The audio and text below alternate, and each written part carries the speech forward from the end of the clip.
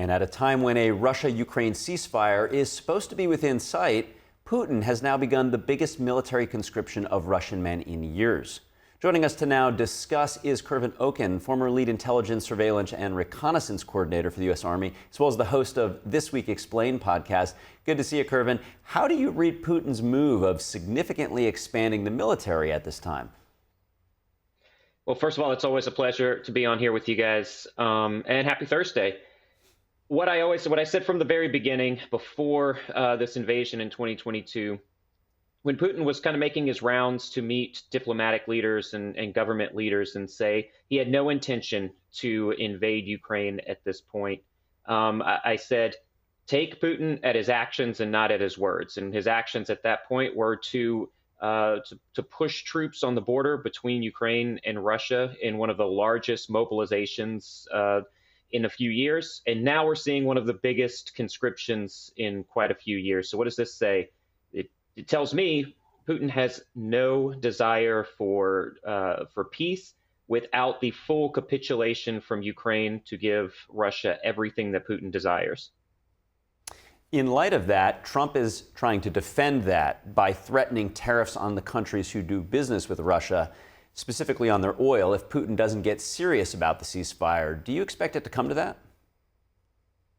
I mean, it could, but I don't think a lot of people understand that the U.S. also buys up some of that oil from Russia. So that part of that would be detrimental to the U.S. economy, to U.S. allies in Europe, the U.K., Australia, New Zealand. So it is tough talk by Trump, but will it get to that? I don't know if it's the right decision to make, because it hurts allies more than it hurts Russia. Look, Russia's economy right now is a wartime economy. So putting sanctions on oil or other things not tied to the wartime effort, to me, will do more harm than good to the rest of the world. If it will do more harm than good, then what options does Trump have to bring Putin into the fold? Yeah, I think the biggest option is something that maybe his base won't like me saying, which is that providing more of the weapons to Ukraine, providing more support militarily to Ukraine to fight and push back against Russia, that intelligence sharing, and to show publicly that the U.S. is supporting Ukraine right now because Russia is not coming to the table in good faith. Right now, Russia's information operations is hard at work to blame Ukraine for all of this stuff. But the Trump administration and the envoy to Ukraine and Russia to do these peace talks, they understand what's going on the ground right now, and that is going to be the only way to pressure Vladimir Putin into at least agreeing to a temporary ceasefire deal. Now, Trump had extended an olive branch to Putin in Russia, while the fears of the NATO partners was allowing Putin time to regroup without him having an intention at making peace. Is NATO's fear starting to materialize? Yeah, absolutely. I think they knew that from the very start. Anything that makes it to where Putin looks like he's winning in this conflict, and quite honestly, if he's not winning, he's got the upper hand. He's got what Trump would say, he's got the cards in these negotiations.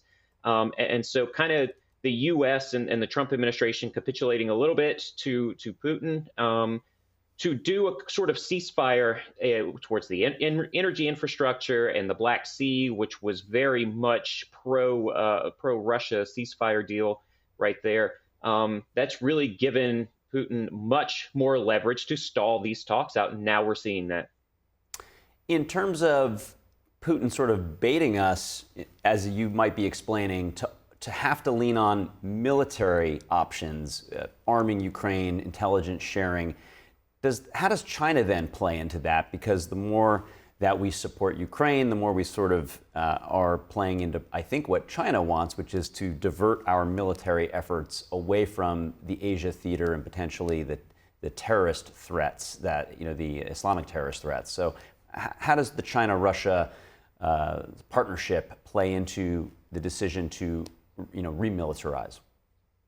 Absolutely. I'm so glad you brought this up, because this was a point I was hoping to make today. This conscription of Russian troops plays into effect here, right? Because we are looking at, by some accounts, by some analysts, myself included, a 2027 Russia or Chinese invasion of the island of Taiwan. That is going to move U.S. military forces into the Indo-Pacific, and it'll be a rush to protect Taiwan.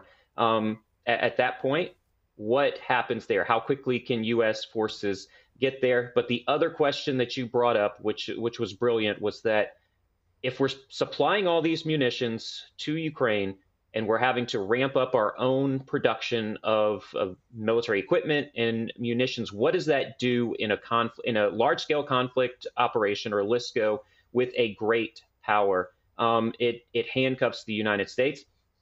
And all of this is part of Putin's forward thinking of, okay, is there going to be a great power conflict? Is it going to be a world war? And where does Russia fit into that? They're ramping up troops. They are taking munitions away from NATO, to include the United States.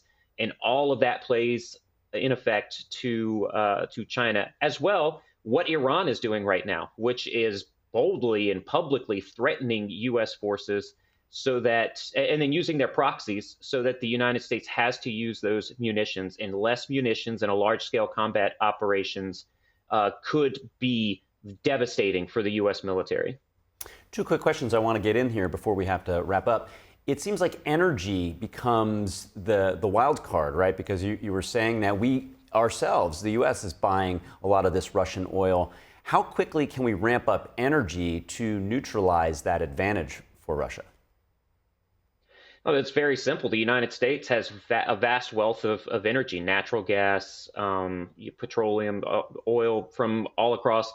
So ramping up production of that within the United States, that's a great way to do it. And I think that Trump is starting to do that. And he's seeing that going into Alaska, off the Gulf of America, and opening up those lanes to extract those resources from there. If we do get into a large-scale combat operation with great powers, the U.S. is going to have to do that. There is not going to be these imports and exports that we are used to. A lot of things are going to get shut down. And so we got to start doing that now. You can't do it. You can't be, not look forward in this and see it coming and then start to try to produce that as it's happening. You need to do that years before. And in our last 15 seconds, what's the short-term milestone or litmus test that we can look to show where Putin's going to stand?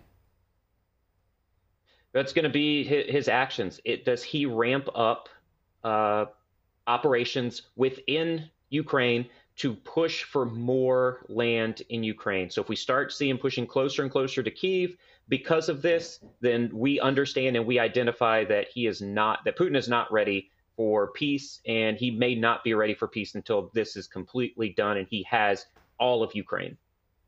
Appreciate it. Kervin Aucoin, former lead ISR coordinator for the U.S. Army and host of This Week Explained podcast. We'll see you soon, Kervin. Thank you so much for having me, and stay safe out there.